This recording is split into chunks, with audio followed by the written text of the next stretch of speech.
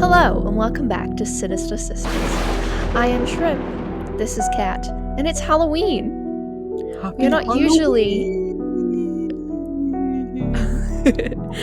usually in your ears on Mondays or on your screens on Mondays, but here we are for a special episode for the spooky day. Spooky, scary day.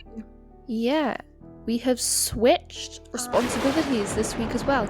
Kat is going to tell you some spooky, scary stories, and I'm going to talk you through the history of Halloween, just very briefly. And that is going to be today's episode. If this is the first episode of Sinister Sisters that you are listening to, welcome, hello. Usually we do true crime. I do true crime podcast episodes. And our newest season coming up is Devious Duos. But our previous season is Women Who Kill. And Kat does soapboxes on Sundays. And she talks about whatever the hell she wants on a soapbox. And it's very interesting. So we have conspiracy theories. We have, what else do we have? Deep dives. Psychology sort of stuff. Yeah. Very fun, very cool. We might be biased, but I think you should follow along. Great. I agree. Plus, you get these fun holiday episodes every once in a while. Foreshadowing, there's going to be one for Christmas. Yes, we did not do one for Thanksgiving, though. Because that's confusing. Canada. We live in Canada, and Canadian Thanksgiving is in October, American Thanksgiving is in November. So, and Thanksgiving has passed here in Canada, so it would have been confusing. It would have been. Anyways, if you like what you are hearing and or seeing, depending on where you are viewing this, please follow us on Instagram at sinistersisters.podcast. Right? sinistersisters.podcast. You can also email us at sinistersisterspod@gmail.com. If you have something you'd like to hear us talk about on a true crime episode or a soapbox episode, please enter it into the case request form that is linked in the episode description or the description box on the tube or in our Instagram bio. Yes. Very good. Also follow us on TikTok at Sinister Sisters Podcast. We do little snippets of the episodes and behind the scenes sometimes when we remember. Yeah, we will do. We haven't yet, but yeah. It's in the can. It's in the can to do later. Did I make that up? Yeah. I don't think so.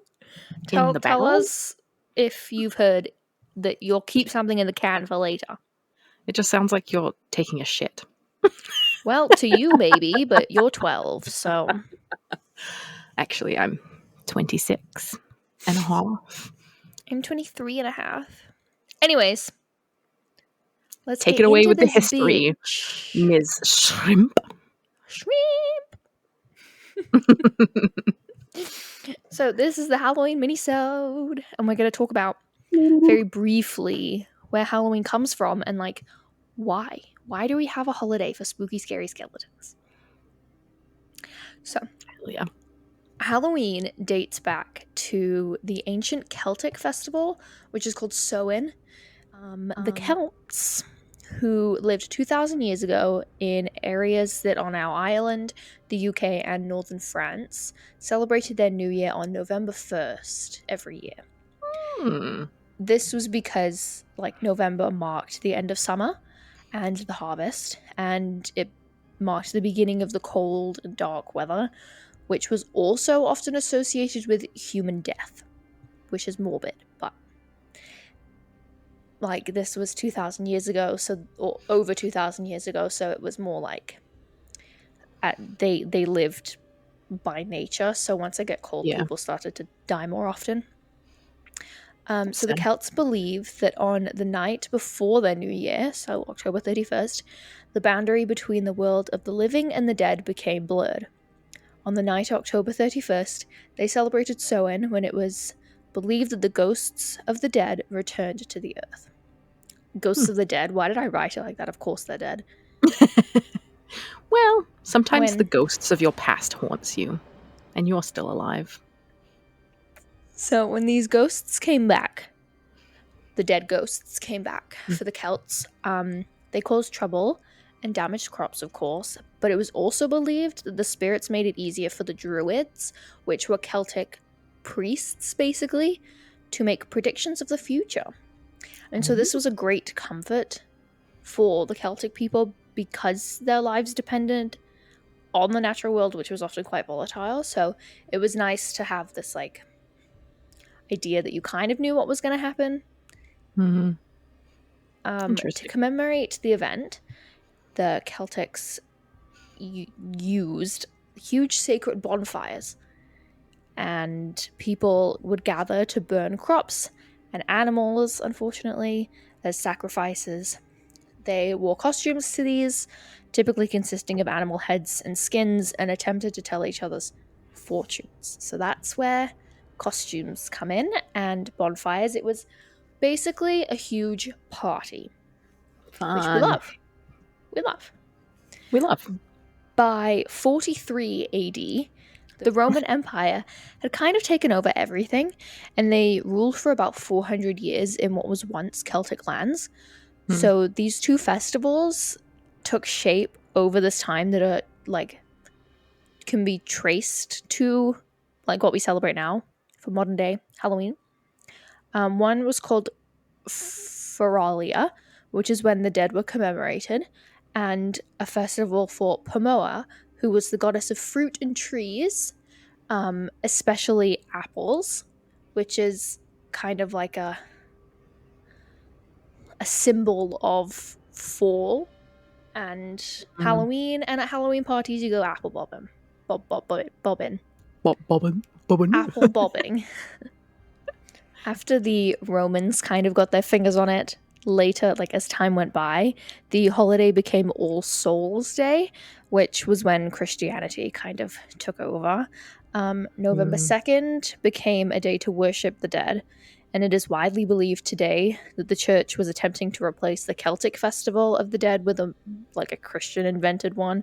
But I don't know, because the church has never done that Christmas.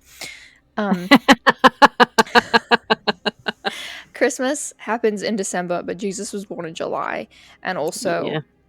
the Celts and the pagans were already celebrating Yule around that time. So, Yeah.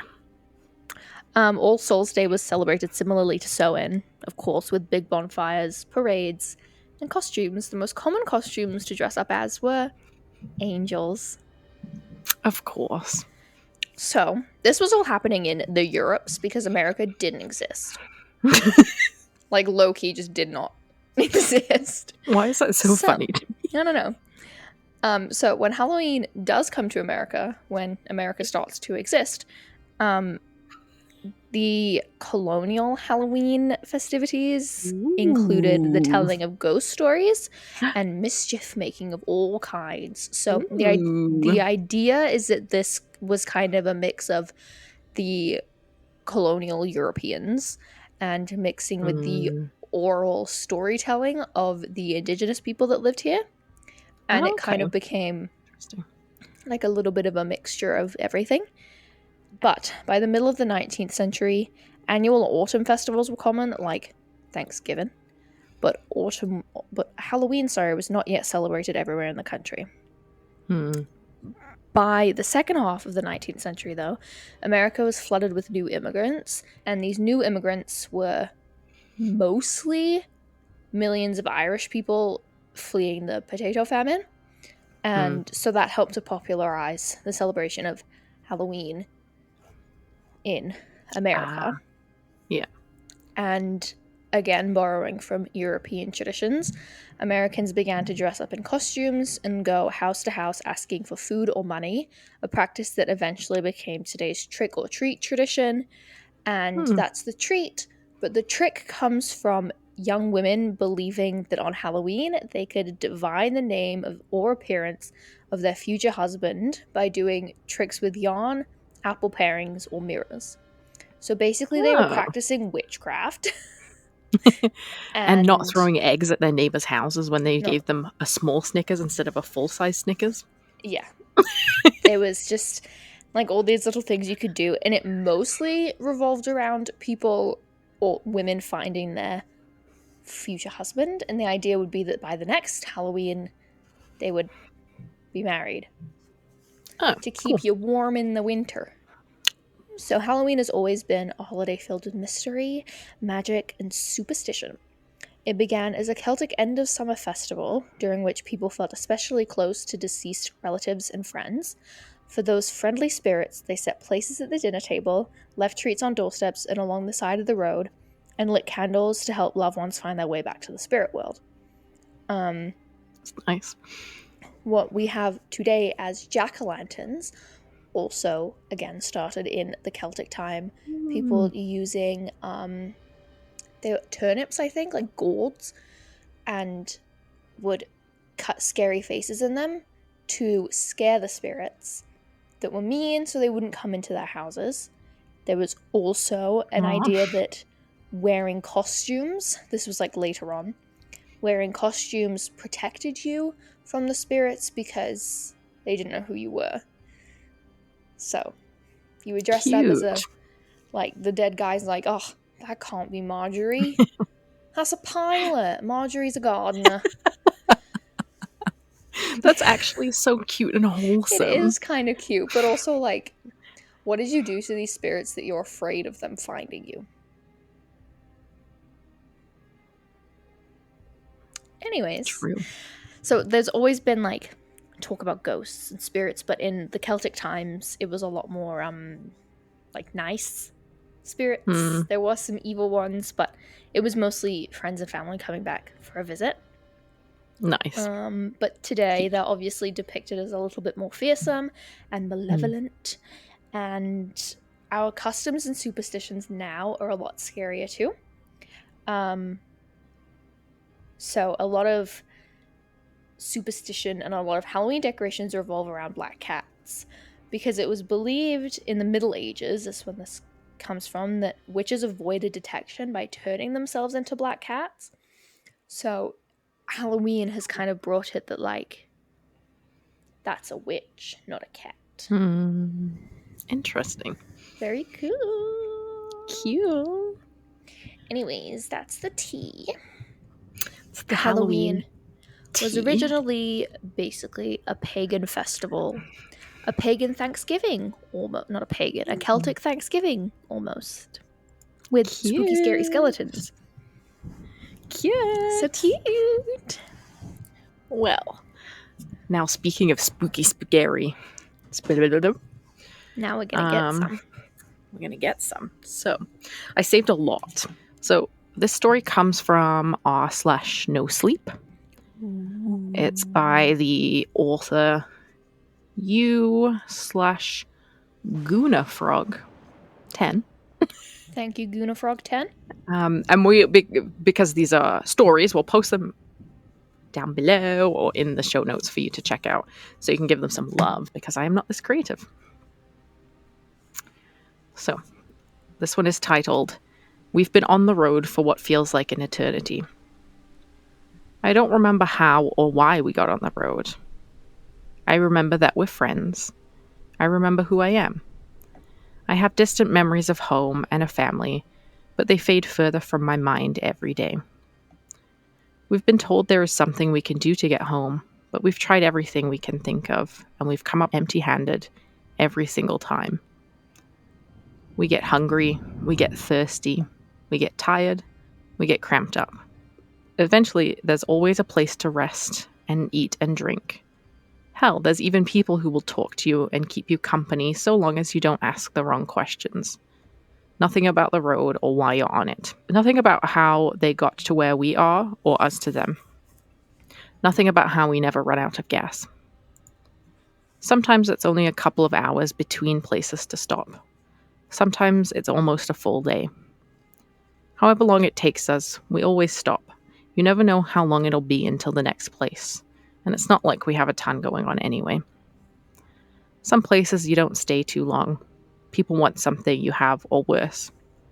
If they stare at the girls too long, we leave right away. No one ever chases you. You never come upon the same place twice.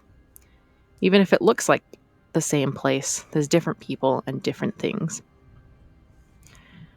We stayed in a town for a whole 2 weeks almost a year ago. 32 people lived in that town, and that's the most people we've seen in one place since we got on the road. They have makeshift weapons, and they told us that anyone with bad intentions is put right back on the road. We used to be 5, and then one of us decided that he wanted to stay in that town. He said it made him sick just thinking about getting in the car and on the road again. Said none of us were going to make it back home anyway. We were chasing a pipe dream. I'll make a home here. I ain't ever going back in that car with y'all. I'm staying here with these people, and I hope you will too. But we didn't. 2 of us that are left are girls.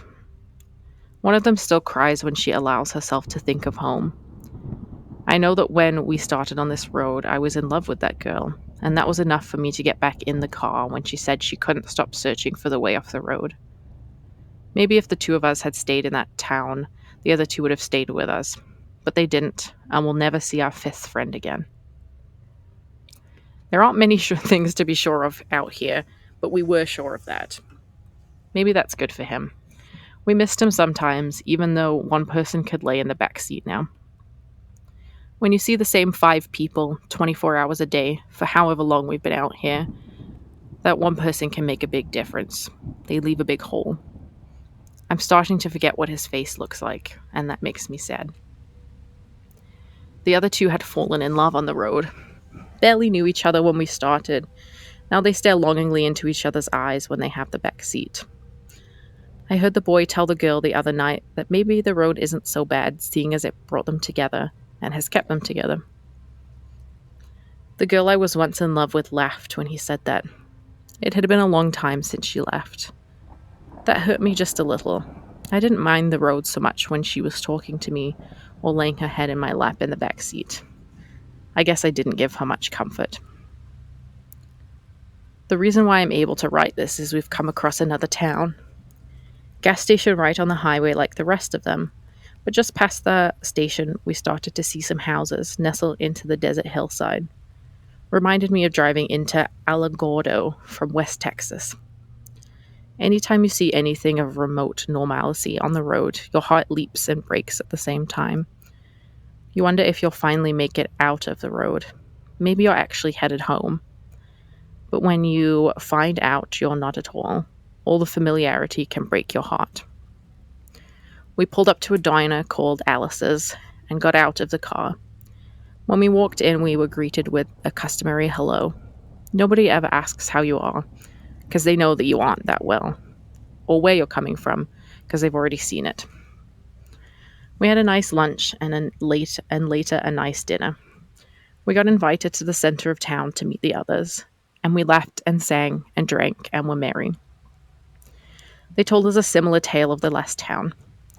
They defend themselves when someone doesn't have good intentions, and they've been able to build a community. The leader, a tall man with a white mustache, says everyone breaks eventually. They always stop. Just a matter of choosing where you stop, or not being able to go any longer and getting stuck wherever you are.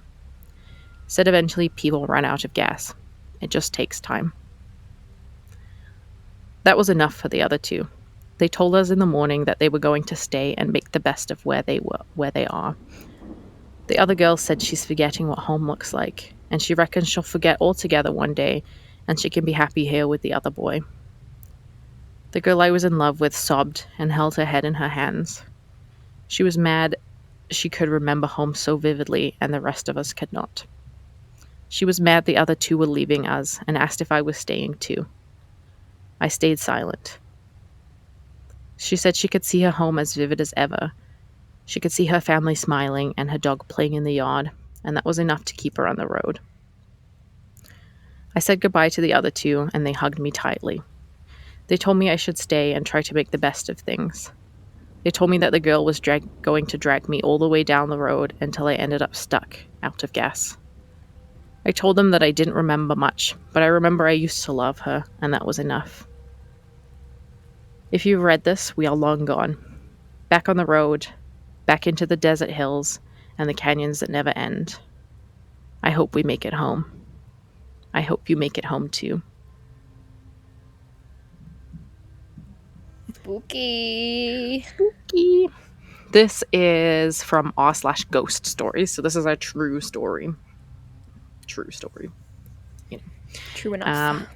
Yeah. And it was posted by Yes Room 657. Thank you, Yes And Room it's 657. called, thank you. And it's called The Kid in the Basement. Excuse me. When I was about 7 or 8 years old, I remember going to sleep over at a friend's house. I would call him Richard, though this was so long ago I may be forgetting what his real name is. Their parents were friends with my parents, so we weren't close friends, but I was very happy about the sleepover. He had what may have been the coolest thing for a kid in the 80s to ever see: a Pac-Man arcade machine in his basement. Now, to help you understand this story, you need to understand the layout of the house. This was a raised ranch. You walked in the front door looking at a small set of stairs that led you down to a finished basement area, and a similar set of stairs right next to it going up to the main floor. You could see the kitchen from the landing as you entered the house, and to the right was the living room. The left side of the main floor was a hallway to the 3 bedrooms and the bathroom. One was Richard's, where I would be sleeping with another of his friends that we'll call Michael. But the basement was what I focused on, because when you went down to the basement family room, there was a hallway that had a little small room to the left where the arcade cabinet was. It was a small room covered with brown wood paneling, like all basements in the 80s had.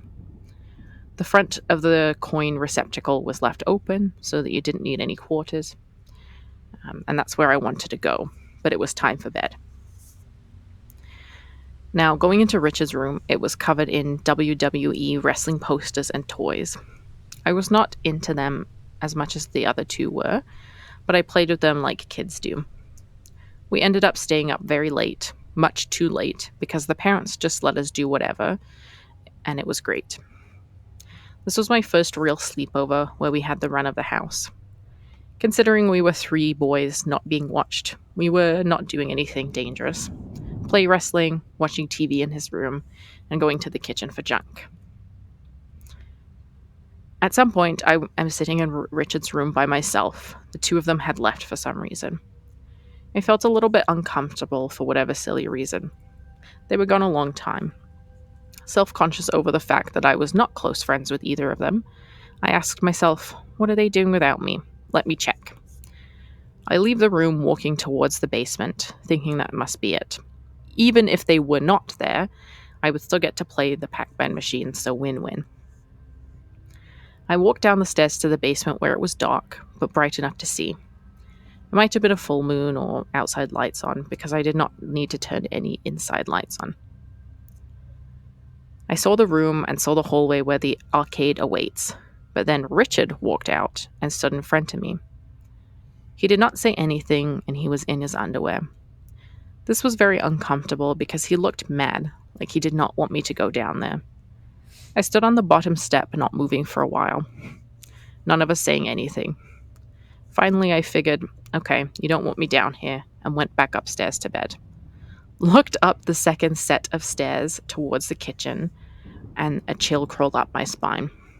Richard and Michael were in the kitchen, getting something to eat, and were up there the whole time. Now, Richard was an only child, and there was no one else in the house other than his mother and his father. Their rooms were across the hall from his. There was no other way to the basement from the kitchen, other than maybe from outside. They could not have walked past me without me knowing. And there was not enough time to put clothes back on and get back into the kitchen if they were just pranking me. They also did not say anything about what I saw, because I said nothing. Thinking if they were pranking me, they would have mentioned it. I went into the kitchen, ate some food, and went right to bed. Again, if this was a joke, a 7 or 8-year-old boy would have said something. To this day, I have no explanation for this. I did not say a word to anyone about the kid in the basement. That's creepy. Right? It's a ghost. Yeah. I wonder if the kid was sleepwalking. No, Or but like he what? he didn't have enough time. Oh, you mean like the kid who's telling the story? Yeah. If he was Maybe. sleepwalking Maybe. or if he had like a bad dream or something. I've had dreams that feel real sometimes, you know? Yeah. It's those Yeah. ghosts coming It's those back from the ghosties. dead. Or whatever. Ooh. I don't Okay. know. So this is from r/short scary stories, and it's by Lighting Nations. Thanks, Lighting Nations. The title is I follow my wife's Reddit account to anonymously give her awards. Cute. It started with me browsing the curly hair subreddit. My wife always struggled with frizz, so I looked there to get ideas for a hair care gift package for her. Oh. By chance, I saw that she'd posted a selfie along with the caption, Lion's mane behaved itself today. She was sitting across from me in the lounge, eyes fixed on her screen. I clicked on the post and gave it an award. A few seconds later, her face lit up. Everything okay? I asked. Oh, just some funny messages in the group chat, she answered. From there, I stalked her profile daily. Anytime the two of us were in the lounge, I'd award her posts and watch her smile and kick her feet around, excited. This insider information helped me nail her birthday gift, a blanket made from old t-shirts that didn't fit her anymore, and gave me ideas for her anniversary dinner at a restaurant that she'd asked about in our city's local sub. It felt like I'd turned on the cheat codes to our marriage. But after I lost my job, her posts took a turn. She began browsing the marriage/relationship subs, and after 3 weeks of me bombing countless interviews, she asked for tips over on dead bedrooms. Like I needed a reminder that I couldn't perform. It was hard not revealing I knew that she shared intimate details about our relationship with strangers online. But if I told her, she'd just make a new account, and I would lose my window into her innermost thoughts. Gross. Yeah.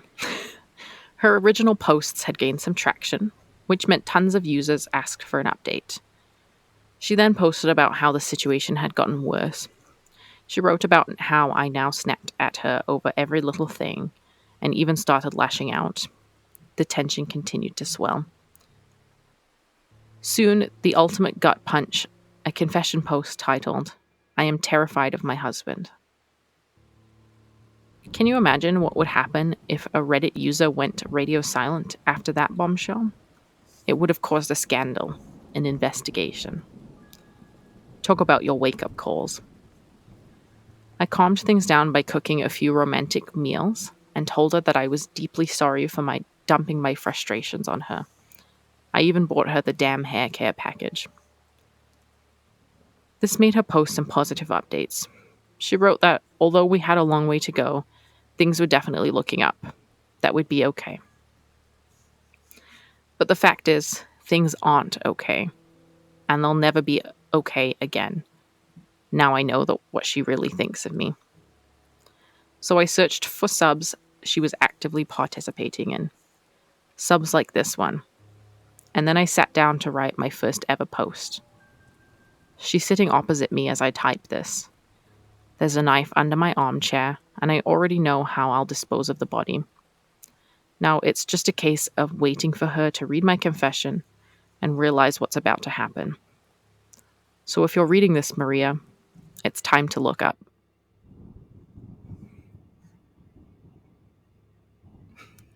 Well, that's creepy as fuck. Right? It started It out was. so nice. I I think know. it's creepy because it's like you know why The Shining is creepy? Because it's like nothing really is happening, but he gets insane and tries to kill his wife. Yeah. I think this is the same vibe. She's just venting, but it's making him insane and he's gonna kill her. Yeah. Also, I think it was cool because it was like breaking the fourth wall almost. Yeah, Because because you're it's on reading the Reddit. post on Reddit. Yeah. Imagine if your name was Maria and you were reading that just casually. That's literally like what the top or one of the top comments were. Let's see.